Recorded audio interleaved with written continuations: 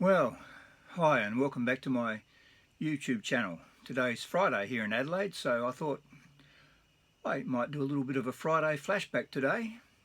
Now, I'm not going to physically show you any cameras, even though I'm holding one there. I've got lots of cameras I can hold and all that sort of stuff.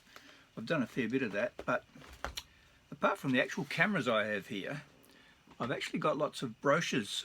I might have mentioned it before, and I've shown a few of them before.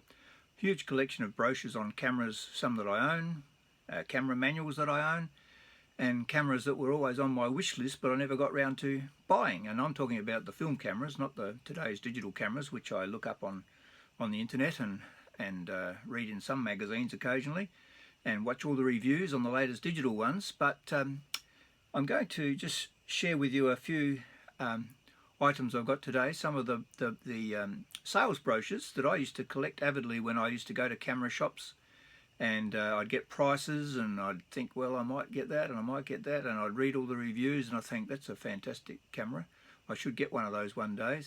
Some of these are still on my wish list, but I'm not really supposed to buy cameras anymore. So anyway, I thought I'd share some of these. There's a whole pile of brochures here, and I'm going to be sharing with you on the Fuji range today, the Fuji film cameras, because there are a lot of them. Well, not a real lot, but some of them, and they're quite famous in the hands of some photographers that have used them very well. And so I'm going to go through some of these. I'm going to start off at the 6 by 4.5 centimeter format, which is this one here, and I'm going to read little bits from the brochures to give you an idea of what's there. And then after I've done all this, I might stop the camera, and then I'll do one on some of the films that used to be available, and some of the films I used to like and used to use in weddings and whatever. And I've got a few brochures on all the different films that Fuji made, which is mouth-watering compared to what you can get now. Anyway, so this is a Fuji day, a Fuji Friday flashback. Yeah, that's some good alliteration for you. There you go. So here we go, the Fuji 645S. Anyone got one of those? I always had one of these on my wish list, mainly after I got my Pentax 645 and I realised what a great format it was, and I thought this would be a great camera to have. And this is Fuji's GS645S Professional, it's called. And I'll just share a little bit from the back from here. If you want to talk to me about these brochures later on in the comments or email me, I can talk to you about some of those. So I'm going to read from some of it, just to share some of the specs that they were talking about, and the advertising blurb they were giving back in those days. So here you go. This is a new 6 by 4.5 from Fuji. Gives you all in dynamic impact and fast action freedom. Explore the world of dynamic image creation with the fast action 6 by 4.5 centimeter camera from Fuji. Its compact, rugged body gives you the feel of coiled photographic potential, ready to spring. Its finely engineered inner mechanisms are on constant alert to uncork your photographic instincts, to give them superb expression in images of high clarity and crisp resolution. Fuji GS645S Professional, a new kind of creative tool. Experience it. Now, bearing in mind these weren't autofocus cameras. They did bring out an autofocus, all-automatic version of this camera a little bit later on. I haven't got one of those. Well, I probably have got one, but I don't know where it is. But that's what they were talking about. You've got in here, I'll just read out some of this stuff on here. Got a frame counter, film advance lever, shutter button lock lever, a finder, lens protector, a time extended exposure button, professional Fujifilm W60mm lens, 120 to 220 film selector, switch, back cover, opening switch, tripod socket, palm grip, strap eyelets, tripod socket, film check window, X-Sync socket, a self-timer lever. So they're the basic things you've got there. What else can I tell you? 3-point LED exposure control. The sensitive GPD photocell meter provides quick, centrally weighted reading for precise exposure settings. The 3-point LED display in the viewfinder helps you to stay on top of situations, quickly adapting to any light changes. A slight pressure on the shutter release is all it takes to activate the meter. So it's got a meter in it, there you go. Foolproof self-cocking shutter, and bright viewfinder for easy competition, versatile flash exposure. The professional's lens shutter allows flash shooting at all speeds. So it's a shutter, behind the shutter lens, no, what do they call those things? Anyway, you know what I mean. You can get flash sync at all speeds because of the type of shutter it is. I'll think of the name afterwards. Anyway, so you can get this range of flash subjects are limitless, and effects such as daylight synchro, highlights, emphasis and fill in for backlight scenes can be accomplished at will. The camera accepts any type of electronic flash via the top hot shoe or the front X-Sync socket. And it's got simplified film loading. You just push a small button at the base of the film chamber and you no longer have to push and pull the film advance lever when loading or so removing a roll.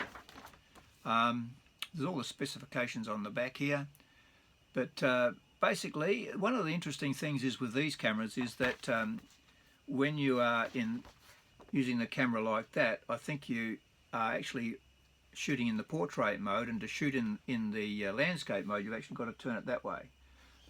Correct me if I'm wrong, someone, but I think it doesn't say that on here, I don't think, but I think you'll find that's the case. So there you go, that's the Fuji GS645S Professional, and it was a beautiful camera. This price is written on here. I used to get the prices back in Australia, and this would have been back, oh, I don't know,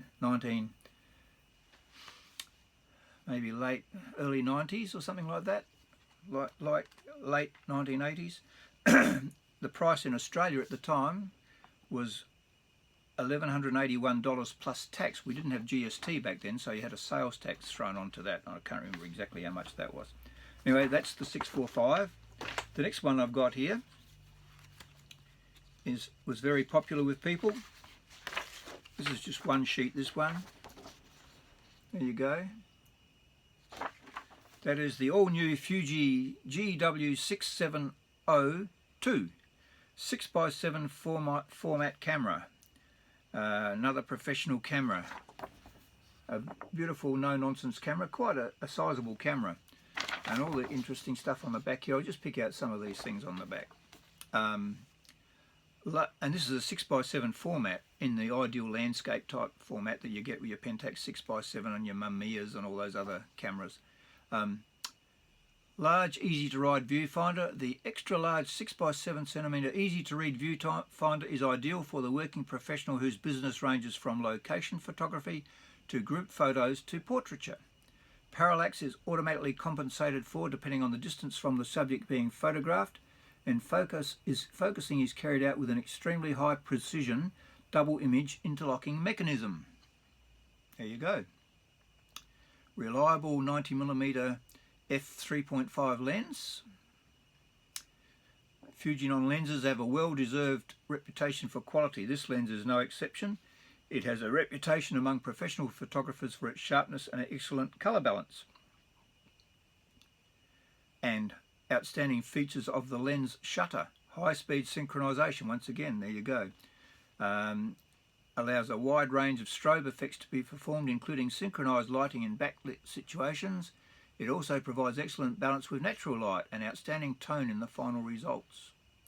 Light touch self-cocking shutter with a smooth two-stroke film advance. That's a bit like the Pentax 6x7, I think. Has that got a two-stroke advance? Maybe not. The shutter speed is simultaneously completed with this two-stroke film advance. The self-cocking mechanism prevents double exposure and promotes simple operation. And thanks to the smooth release shutter button, smooth shutter pictures can be taken without worrying about annoying blurring. A bit more light back on the subject. So what else is on there? Film sizes, interesting. It says you can use 120 half roll film, which I've never seen such a thing, for 5 frames, 120 roll film for 10 frames, and 220 roll film for 20 frames. I think all you can get these days is the 120 roll of film, which you'd get 10 frames on this camera. Not a real lot more I can tell you about it. but very popular with a lot of people. That 6x7 format camera. And then you've got a couple of cameras here, and this is going up now to the 6x9 size. Beautiful looking cameras. They're all looking very similar in that beautiful Fuji black finish. And this is the Fuji, there's two cameras on here, the Fuji GW69022, sorry, 6902 Professional, and the GS69022 Professional. They're both the same, got the same name, but they've got different lenses on them. The top one there has got a 90mm lens, and this one here has got a 65mm lens. So the 90mm one gives you a wide aspect, and this one down the bottom gives you a super wide aspect. So beautiful cameras, and you get fantastic big 6x9 results with these 6x9 centimeters. What else does it tell us? The new Fuji 6x9 Precision Professional cameras are designed for the working photographer who needs lightweight flexibility and high resolution imagery. An exclusive Fuji electron beam coating for added picture sharpness has been applied to both of the camera's standard lenses. And to prevent lens flare, a collapsible lens hood has been built into both lens barrels. And the cameras are also equipped with two shutter buttons to minimise camera motion and facilitate vertical and horizontal shooting. So you've got a button at the front, I think, and another one up the top there. And a built-in shutter button lock prevents the shutter from being released accidentally. So there's lots of interesting specifications. If anyone wants to contact me about the more information that's on these brochures, certainly do so afterwards in the comments, or seek out my email and let me know. The next one we're going to have a quick look at is this one here. This is panoramic, Fuji Panorama excuse me, G617 Professional. Capture the splendor. A lightweight large format camera for sweeping landscapes. Did I tell you the price of the other one? The price of the sorry, I'll go back to these 6x9s. The 90mm one was selling for $1,800 plus tax, and the 65mm lens one was selling for $2,000 plus tax. There you go. So this one here, popular panoramic camera, giving you that nice big panoramic image below, and that's showing the actual film size down the bottom there, but you can't really tell that. You might be able to tell it by how wide my glasses are, I guess. If I superimpose that there, that might give you some idea of the actual film size. So anyway, the panoramic G617 Professional has the unique features of an extra wide large format camera, 6x17 centimeters. Yet it is compact and maneuverable, making it particularly effective for a variety of outdoor on-location work.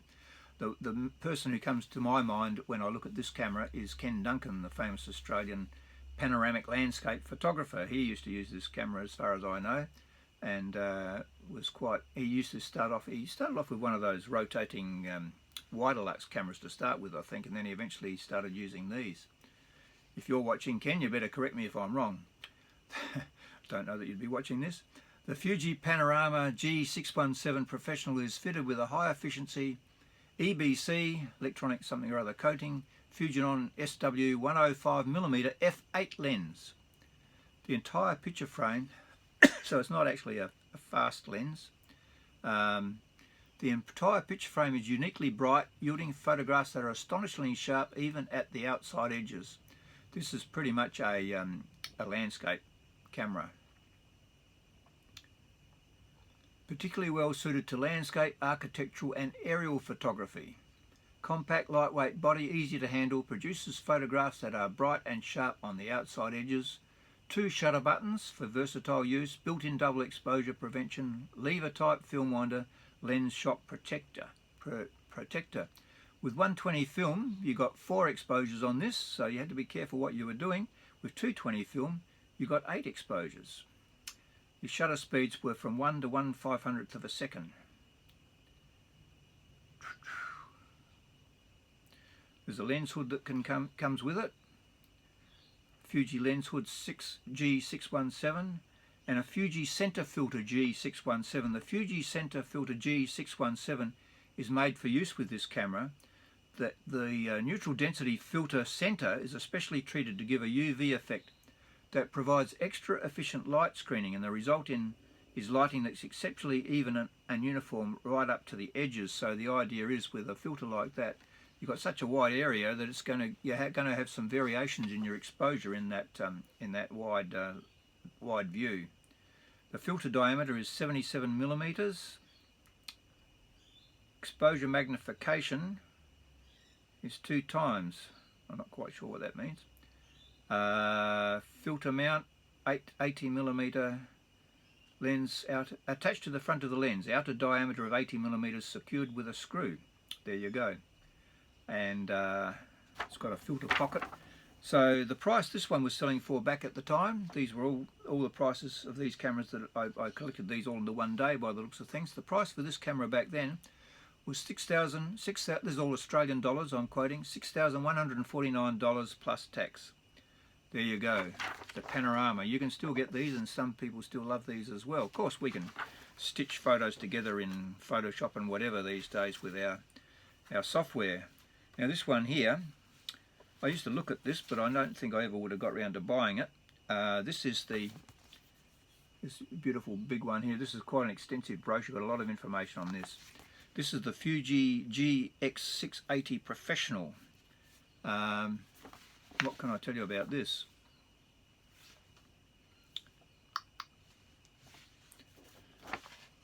I mean, I'll show you, there's a lot of information on here. You see all that? And then on the back you've got a lot of stuff, so if you didn't have a manual for this camera, this would probably just about do it. It's got a system chart here. There's a whole system that went with this camera. There's a system chart there that's got all the different accessories that go with it.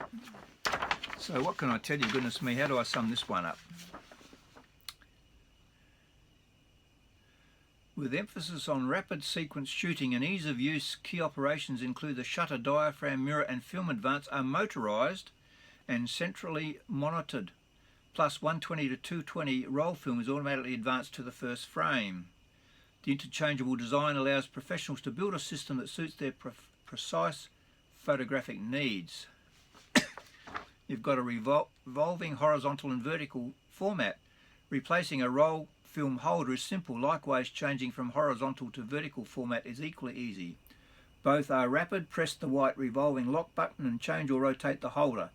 A handy red reminder appears in the viewfinder indicating the correct frame lines. There is so much information on here. Wouldn't know where to start. So looking at some of the parts of the camera, there's a comprehensive lens lineup. I'll come back to that. At the heart of the GX system is an impressive lens lineup offering complete image coverage and an unrivaled range of lens to film distances. Modern design techniques coupled with special optical glass and multi-coating means impeccable performance and superb quality. New additions include the wide-angle GX65 65mm f5.6 and soft focus SF 190mm f8 lenses. So looking on here, there's a 65mm lens, a 190mm, a 135mm, a 210mm and a 300mm. And there's some architectural shots in here and portraits of people, fashion type shots and still lifes and all sorts of things here. There's a whole range of all these different, you can see these different lenses across the bottom there, I think, if you can see that. I don't know whether you can still see that. And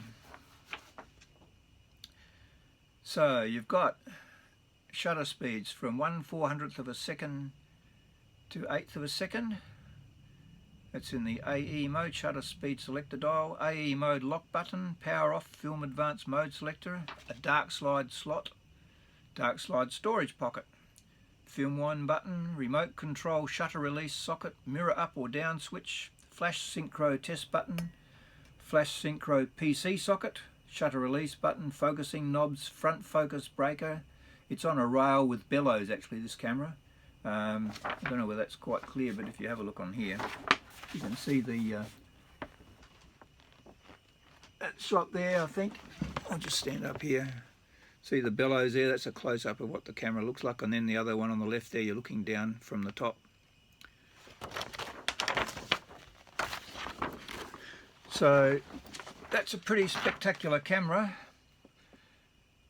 Architectural photography, what's it saying here? Rise and fall. There's a lens of 15mm, 13mm rise and fall. Architectural photography, especially in modern high-rise cityscapes, frequently involves overcoming perspective distortion like converging verticals. Rise and fall front movements compensate for these perspective distortions. Raising the front elevates the viewpoint and resolves strong perspective effects simply and with a minimum of effort. These movements are also widely used for distortion-free interior shots. So you've got a tilt of 20 degrees forward and back, so you can select your depth of field and get, with this shot of the ducks there, get everything. Where's the ducks? Somewhere there. Over here. Just see those ducks there, so you tilt the lens and you can do everything that's in focus there. I think that's the idea of that. Swing left to right. Creative fashion and editorial shots frequently call for unusual angles, but normally this means distortion. Swing movements help frame these shots without the associated distortion. They create a sharply defined zone of focus at an angle across the subject for effective control of the image. And there's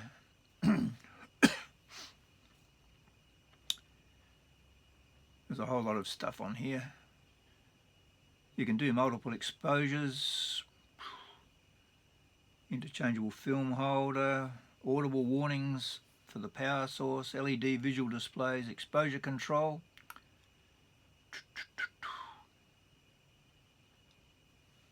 I'm not going to read all that out to you.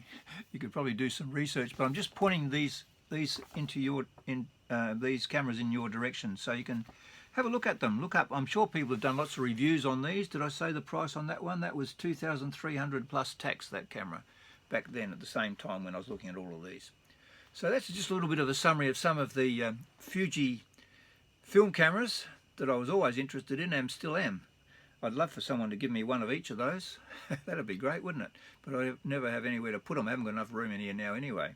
But thanks for watching. I'm going to do a separate one on the Fuji films, and we'll see how we go with that. Some of the films, I used to use Fuji and Kodak when I was doing weddings and for other stuff as well. But we'll have a look at the brochures I've got and just run through quickly on the next video on some of the Fuji films that used to be around, which you can't get anymore. Well, you can still probably get some, but not all the range we used to be able to get back 20 years ago. So once again, thanks for watching. Like if you like, subscribe if you wish, and we'll see you on the next video. Incidentally, on Sunday in Adelaide is the South Australian National Football League AFL type Aussie Rules Grand Final. And my good friend Greg, who you've met on this channel, he and I are going to watch it in his lounge room, and we might do a commentary on our thoughts on the game as we go, like we did in previous ones some years ago, which we called the Inkerman Report. So look out for that. I'm hoping to do that on Sunday. I've alerted Greg to the fact. He's always a reluctant starter on these things, but you might see that one probably early next week. So once again, thanks for watching, and I'll see you next time.